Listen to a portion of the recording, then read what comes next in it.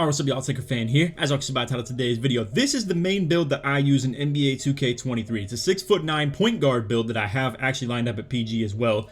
205, 7'7" wingspan. I gave this build 25 3-pointer and 28 mid-range, as you can see. That was only forced up by my close shot. I play as a pure slasher on this game, a pick and roller, an on-ball defender, versatile defender that I like to switch on the backside sometimes too, and overall, just do everything besides shoot the ball. So, what I'm asking with the title of this video is, do I regret making this build? In a way, yes. We're going to talk about how I plan to revise this build a little bit, and I'm going to sort of clone it, so to say, and that's what this video is actually about. To answer the question in the video though, and you did get a slight bit clickbaited, no, I don't really regret not having 3-pointer. It doesn't really fit my style a whole lot, and we'll actually talk about that for the first build we display, which is me attempting to put some 3-pointer on this exact same build. However, this attribute category that I'm hovering over right now is the one that I do regret the most. 70 post control was something that I should not have put on my build at all. As you can see, if we take it all the way down, I only lose out on 3 finishing badges in the first place. I also didn't have a great understanding for how core badging was going to work at the beginning of the year, so 7 badge points in the posterizer is like a free 7 badge points, and at that point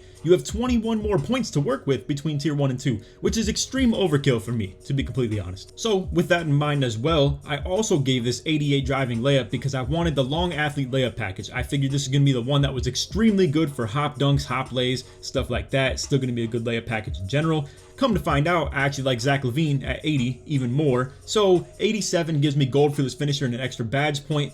After that though, nothing really of great use. You get gold acrobat at 84 as well, but I'm very cool with 80 myself, so this is what we're going to be doing as far as revising the build. I'm going to be at least knocking them down to this level on anything that I remake. So we have 80 driving layup and no post control. That gives me 2, nearly 3 full attribute points. I'm a 97 overall now because of just dropping those 2 things down. So as far as what I invest in the build after that point, we have a lot of different options right here that I want to maybe survey and see how you guys feel about. You can see that the title generally stays the same, 2-way interior finisher. I'm going to show the one that doesn't stay 2-way interior finisher though, and that's the one that has shooting on it. So I want to open up with telling you guys, first and foremost, before we get into this is my least favorite one that I created. It's just what I made in an attempt to give this 73-pointer like some people have been asking me to do. And as you can see, nothing really changes about it for the better besides shooting. I mean, we leave the interior defense the same. I dropped the prim D down by 3. I dropped the steal down by 5. Block stays the same. O board, D board all stay the same too. We don't really drop anything as far as physicals besides 1 vertical from 85 to 84. And then we drop the pass accuracy all the way from 85 to 75. So then we also, like I said, take the post control all the way off, driving lay down by 8, close shot down by like 7. We have the standing dunk down by 12, which I actually like 70 standing dunk a lot too. It really does go hard. All in an effort to still keep the same level of driving dunk, not to mention I have to put 3 extra finishing badges on this to even be able to get gold posterizer anyway. All in an effort to get 73-pointer, which is very hittable, I would assume, and if I got the right repetition on it, I'm sure I could be decent with it, but I don't think that's worth, in my opinion, to drop all the standing dunk off, to have, well, I obviously want the driving lay and the post control lowered, but to have those into account as well, drop the close shot a little bit, pass ac, all the defensive stuff taking at least a slight hit, and then just to be able to have 73-pointer. I don't think it's worth. Same with the fact that we only have 6 shooting badges. Corner specialist isn't even good, so we have things like bronze agent 3 getting core badged, and then running like bronze green machine after that, and then maybe some like silver claymore, and then bronze something else between, like, who knows, just 1 more bronze badge point between tier 1. So I'm not a huge fan of this. I just wanted to give this as a like kind of visual as to how much it really costs for me to upgrade 3-pointer though. And even if your theory was like, oh, well, what about 60? Again, you're really low on the badges,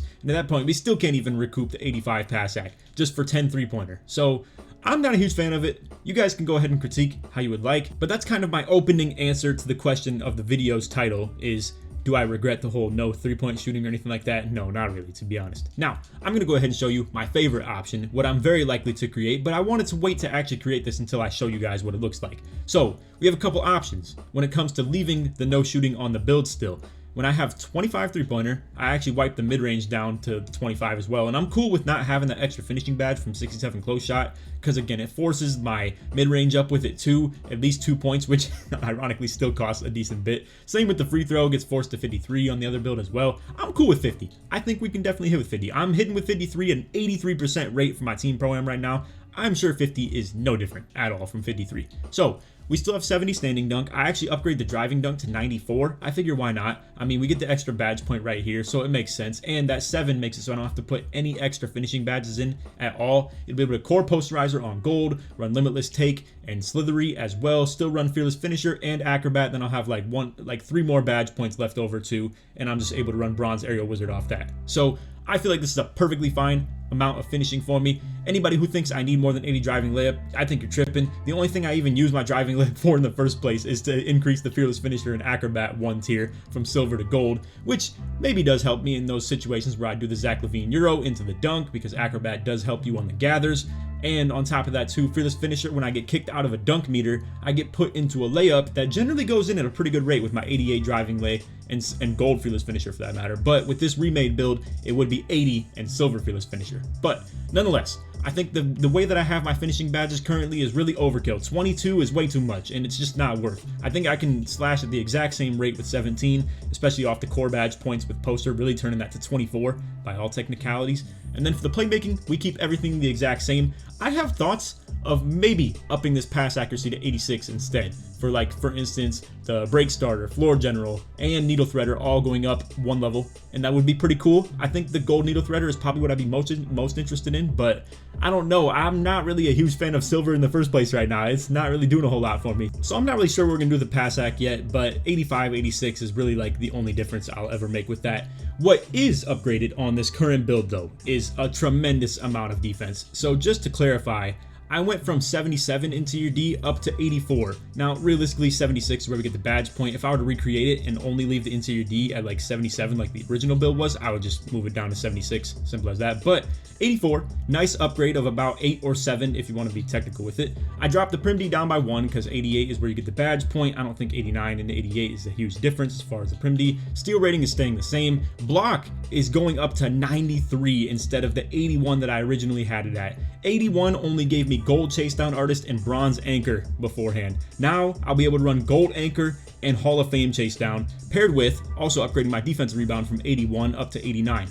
So the original plan behind this build, and why I'm still cool with it too, it's not a problem by any means, but the original plan with this build when I was trying to kind of, I would say, sacrifice some attribute points or budget, so to say, would be I'm going to be around the basket a whole lot more on offense than I am defense. On defense, I'm just guarding ball for the most part. That's the whole plan with this build. I was going to be a pick and roller / ISO option with the offense, and then on defense, I was going to guard ball. And that's definitely what I still plan to do, but as I keep playing Pro-Am a little bit more, I'm seeing that the versatility in this build that I already have currently, even with the 81 D board, 81 block, and then 76 interior defense, I still see the versatility in it. So if I upgrade all those things to these levels right here, this is a freakish amount, bro, where I can play as versatile as I want by all means. Not to mention, my plan also is to put all of the extra defensive badges on for all of the extra badges that I have, which is 6. So that would put my defensive badge count to 38, plus core badging like gold anchor, which would really move it to like 45. And then I take a hit on vertical by 1.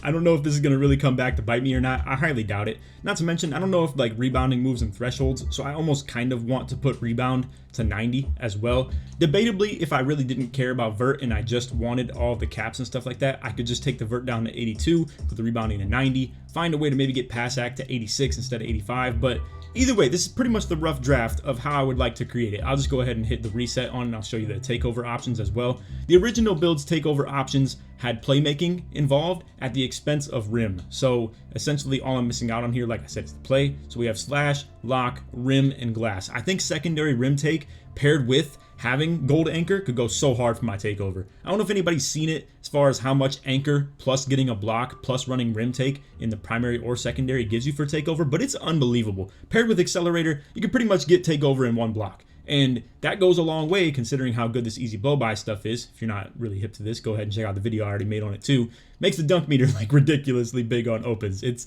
unbelievable. But again, this is the rough draft of the build that I plan to make to recreate my slasher build, the Ben Simmons build. It's going to be pretty much, like I said, just an upgrade of 1 dunk. We dropped the close shot down by like 2. I don't think this is going to matter that much. I also, for that matter, just in case anybody's curious, do not run any of these tier 3s. I don't care about bully, fast twitch, rise up, masher, anything like that. Pretty much anything you see in like decent color right here is literally just what I run. Minus the only silvers that I really run are fearless and acrobat. Simple as that. And then yeah, this one right here, a ton more defense, a ton more defense. I think it's 3 more defensive badges, but the ratings go such a long way. Now, the other option that I think will probably sound more fun, but not as comp, is going to be this build right here. The 6'9", 205/77, the exact same way we've had it, built, all that. But here we have 99 dunk. Now, I would have to add one more finishing badge point here to be able to get that Hall of Fame poster cord for 8 points invested back in. And then we have limitless takeoff, slithery, all types of stuff like that on Hall of Fame. Still have the fearless and acrobat on silver as well, with the 80 driving layup for the Zach LaVine. And once again, we still have the exact same playmaking with the pass accuracy, ball handle, speed with ball. However, with the defense, as you can see, I have interior defense at 76, which is pretty much the exact same as the original build, and then 81 D-board, which is the exact same as the other build. So the only increase I would have on defense would be block, going from 81 still to 93. So it's still a pretty big defensive improvement. That's still gold anchor and Hall of Fame chase down. And at the end of the day, because of my offensive rebound rating, I don't gain any badge points or anything like that for upping that D-board from 81 to 89. Same with how the only thing I really gain badge-wise for interior defense going from 76 to 84 would be post-lockdown on silver. Simple as that. So this could be a better build in theory. I will say though, that defensive stuff really, really intrigues me, but at the same time, this is hard to refuse too. That whole 99 dunk, Hall of Fame limitless takeoff, slithery, and poster, considering this is my playstyle and that's how often I score, but I do it at a really good rate already, in my opinion. That dunk meter stuff goes so hard. I don't care about my X button being easier to dunk with. I don't really care about that stuff too much, and I feel like limitless takeoff can't really be used quite as much if I have Hall of Fame. I feel like the dunk meter is just the dunk meter and it can't start from as far out. But to be fair, I don't have any experience with this build or with this driving dunk rating or limitless takeoff and slithery and posterizer ability. So what I wanted to come to you guys with in this video is to give me your feedback on maybe if you have tried builds like this, if you've tried making the Ben Simmons build and you've modified it in different ways as well, and you just have your own little take on how to create the build, and if you have any experience running with 99 dunk and the badge levels and stuff like that. So that's definitely an option. I'm still keeping it on the plate for sure. It's something that I'm probably not leaning toward quite as much though, because I think that interior D and D board boost could definitely go a long way for Pro-Am. That'd be fire, bro. But either way, I mean, they both still have good block. Also, just to clarify, takeover options are the exact same as the other one that I just showed. So we have rim, glass, slash, and lock. Simple as that. So I'm definitely planning, no matter which one of these two that I make, or we'll also show the third, but no matter which of these I make, I'm just going to go ahead and run rim take. Now, this third one right here is kind of troll, in my opinion. I don't think it's good by any means, but there will be some people that are like such homers for this. They're going to ride for this so hard in the comments. I don't want to give you guys false hope because it's probably like a 0.2% chance that I'll actually make it this way because I'm not a big believer in it. But nonetheless, 6 badge points, 70 mid-range. We have a slightly hittable mid-range right here. Now, I'll maybe play around with this if I ever thought to actually create it. I will say though, the badge, like the attribute budgeting and stuff like that is about as hard as it gets right now. I have Primd down to 86. I don't want to move that steal anywhere. If we did have to move it to 85, that would open things up a little bit, but I do like the gold interceptor and hitting that 90 threshold as well. Vertical is the bare minimum for where it can go. I don't really want to move strength. I like the ability to run silver brick wall, even though I don't run it too often. Not to mention I still like strength being on my build. And yeah, there's not a whole lot of place to go with this, but what I would say, and I know some people will probably suggest, if I go with the 73 mid-range on a build like this, it would get gold mini magician and gold space creator as well, which, as I've already showcased, whether it's what I'm about to show in the couple next videos right here with Nut on his like 6'11" build that has Hall of Fame mini magician, or for that matter too, the video that I literally showcased of space creator and Hall of Fame where they're also running mini magician and we're going crazy with the hop jumpers. There is potential in this. Not to mention when people just are way down in the paint on me or something like that, or it's just a 99 into your D, 99 block sort of build like that, it could open up my ISO game a lot. Problem is, I don't like to ISO from the mid-range. I'll tell you that much. If I ever shot the ball like this, it would be kind of on some dribble pull-up like Westbrook where I'm like leaning into the mid or something like that, where someone's expecting that they're just going to have to jump in my dunk rather than jumping at a mid-range, which I could easily hit probably. Not to mention just a little stop and pop at the mids and stuff like that too. But I don't like to ISO from the mid. I feel like I like to build up good speed. I like room to dribble and flip my ball hand and stuff like that too. And I'm not a big fan of ISOing from that close to the basket. So long story short, I don't plan to really make this, but I wanted to just maybe put this out here for the world to see. And just like, if you're someone who's interested in a build like this, and you play a lot of ones maybe, but you don't have like a super crazy dunk meter skill to you, and you think how opening up the court a little bit where you actually could score somewhere besides the paint could go a long way for you, this would be a really solid build, in my opinion. I mean, like I said, I'm already scraping the bottom of the barrel. If you're going 1v1 court, I'm gonna just be real with you. I don't really suggest making the Ben Simmons build just in general.